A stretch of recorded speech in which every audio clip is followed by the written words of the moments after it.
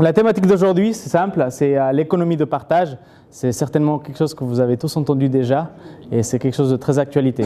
Je suis le fondateur d'une jeune société qui s'appelle Guestly, qui a pour but d'aider les propriétaires qui ont des objets immobiliers vides à les transformer en séjours de courte durée.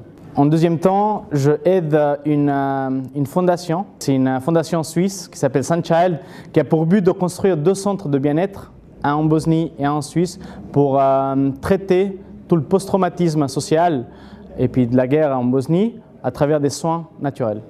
On va revoir certains sujets que j'ai évoqués la dernière fois, donc l'économie du partage, qu'est-ce que ça veut dire ça en Suisse, l'Internet des objets, des nouvelles technologies comme le blockchain et l'Ether. Pourquoi est-ce qu'on arrive aujourd'hui à ce moment avec cet essor de technologie? C'est parce que nous sommes aujourd'hui à la 4e révolution industrielle. Donc, comme on l'a vu au Forum économique mondial cette année, tout d'abord, il y a eu la vapeur, l'électricité, ensuite on a eu l'informatique, et aujourd'hui on voit une convergence de tous les logiciels, applications qui changent le monde radicalement. Pour vous illustrer un peu quelle était l'évolution en termes de business, on a une usine qui va fabriquer n'importe quoi. Cette usine va employer une entreprise qui va dispatcher ça dans les commerces et le consommateur va dans le commerce et il achète ça. Ensuite, on a vu l'arrivée de l'Internet. Donc le consommateur commande directement l'usine et se fait livrer ça chez lui. Donc il coupe déjà deux éléments dans la chaîne de valeur. Tout ça a un impact économique, donc un coût beaucoup plus réduit.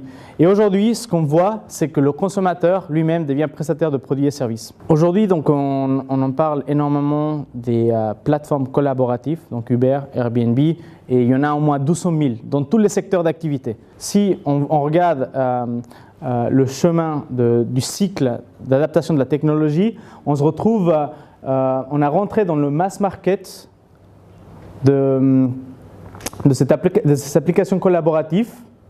Et puis, bon, ça va durer, je pense que, encore une fois, une quinzaine d'années, avant que vraiment tout le monde s'en soit servi de cette technologie. C'est qu'aujourd'hui, l'élément de partage est présent.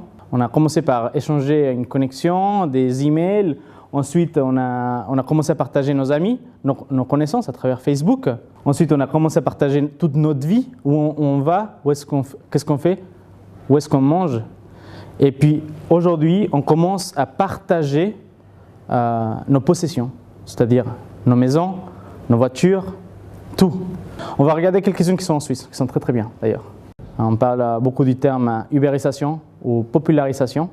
Je ne sais pas dans quel secteur vous êtes, mais certainement vous pouvez vous trouver quelque part là-dedans. Ça, c'est une liste des entreprises leaders dans le monde.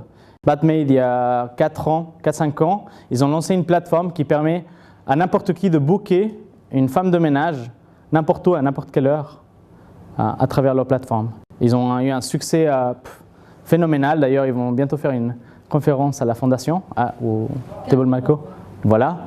Et puis, moi, je les emploie régulièrement puisque mes biens sont répartis partout en Suisse. Surfing Dinner, d'ailleurs, c'est une start-up lausannoise qui ouvre la cuisine du privé pour accueillir des gens lors des dîners, lors des soirées et avoir toute une expérience. Par coup, c'est une start-up zurichoise qui s'est dit je vais faire la même chose que Airbnb a fait pour les logements, mais moi je vais faire la même chose pour les parkings. Alors ça, c'est une start-up que j'aime énormément. Ils ont un impact direct dans le concept de la consommation des jouets. Ce qu'ils font, c'est que sous forme d'un abonnement chaque mois, pour 15 $, 15 francs, ils vous renouvelent les jouets de vos enfants. Aujourd'hui, des études démontrent que la liberté, ce n'est pas d'avoir beaucoup de choses, c'est de ne pas en avoir une et avoir à disposition tout un réseau. Le pourcentage des jeunes entre 18 et 24 ans qui n'ont pas de permis a augmenté dans ces 10 dernières années de presque 15%. Puisque aujourd'hui, les jeunes n'ont pas besoin ni d'avoir une voiture, ni de conduire.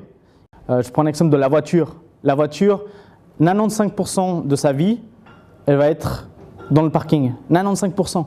On l'utilise peut-être 1 heure à 2 heures par jour. Donc pourquoi être propriétaire de quoi que ce soit? Ah oui, ça c'est mon préféré, il fallait que je vous le montre. C'est une plateforme qui vous permet de louer une vache en Suisse. Et vous pouvez faire votre propre fromage. C'est génial. Je vais le tester cet hiver. C'est suisse allemand?